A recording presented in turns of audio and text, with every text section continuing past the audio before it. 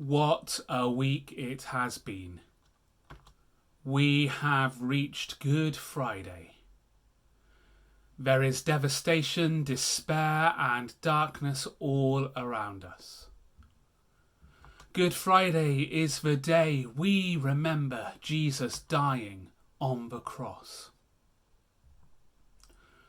Crucifixion was the worst form of execution used by the Roman Empire. It was brutal. It was reserved for the most severe of criminals.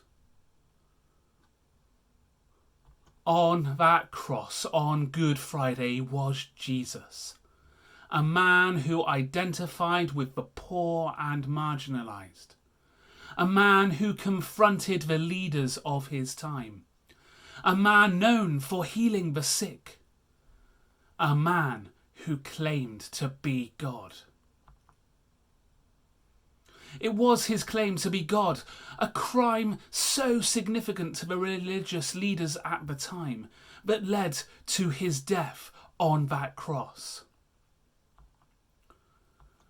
But the cross reminds us that God knows what it is like to suffer and to die alone.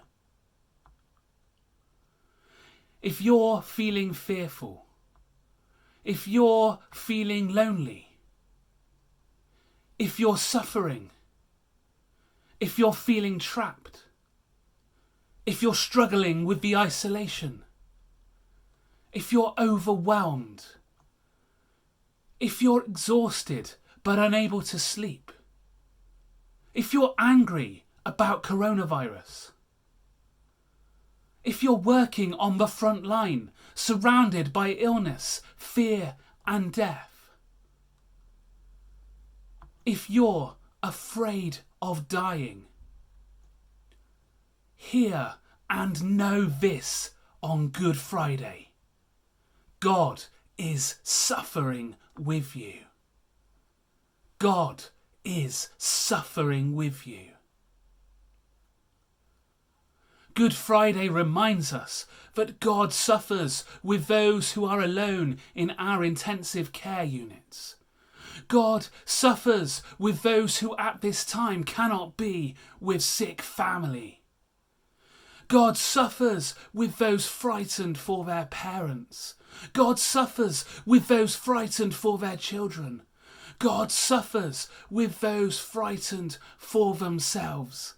And yes, it is okay to be frightened for ourselves at this time.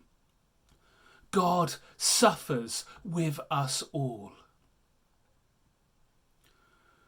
Good Friday is when we remember that whatever we go through, however we are feeling, however great the darkness seems, we are never, ever alone.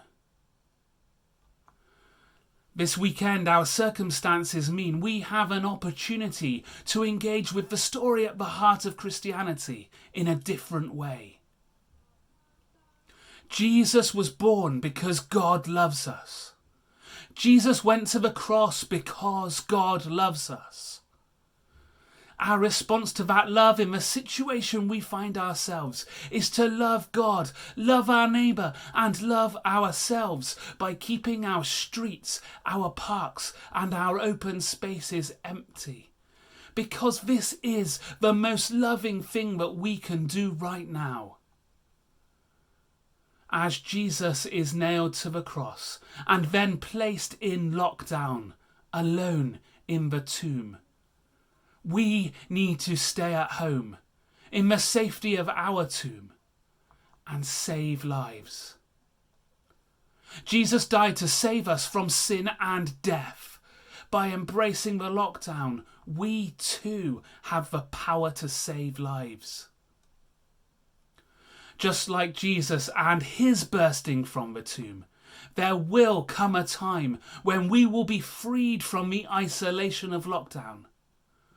But for now, for a while longer, we need to embrace the devastation, the despair, the darkness, and to stay at home.